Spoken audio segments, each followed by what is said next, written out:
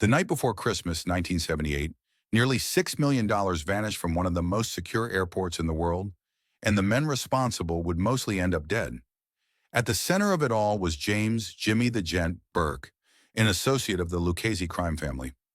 Burke wasn't a made man, but he didn't need to be. He was smart, violent, and terrifyingly efficient. And when he heard a rumor about a massive cash shipment moving through JFK Airport, his mind locked onto it like a predator.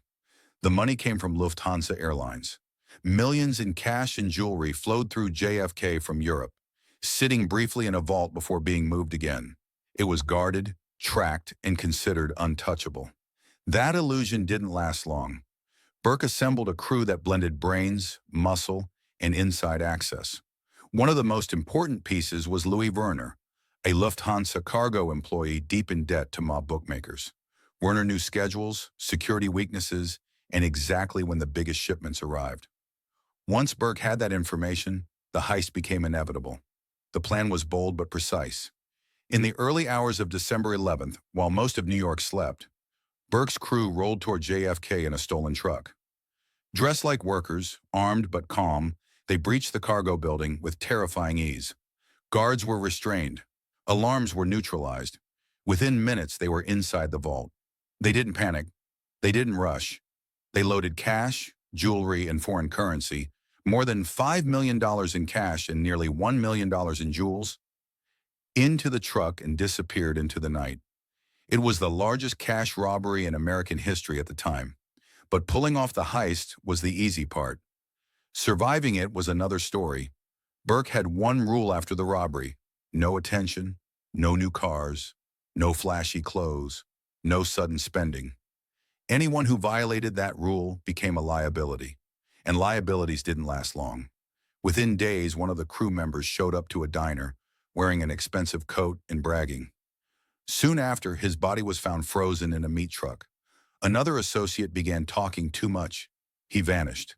One by one, people connected to the heist were murdered or disappeared, their deaths spreading fear throughout the underworld. Burke wasn't being cruel. He was being practical. Law enforcement was frantic. The FBI knew this wasn't a small-time robbery. It had mob fingerprints all over it. But there were no witnesses willing to talk, no usable evidence, and the stolen money had seemingly evaporated. For years, the case went cold.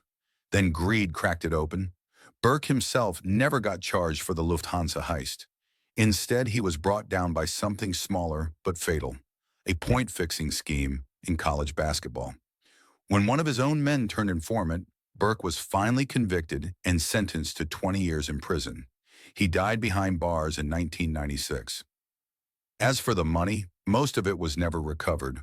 Some believe it was quietly laundered into legitimate businesses. Others think it's still buried or hidden, lost forever to time and paranoia.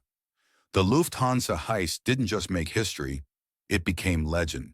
It showed how the mafia could execute a crime so clean it stunned law enforcement, and how the aftermath was often more deadly than the robbery itself. Because in the mafia, the real danger isn't the crime, it's surviving your partners.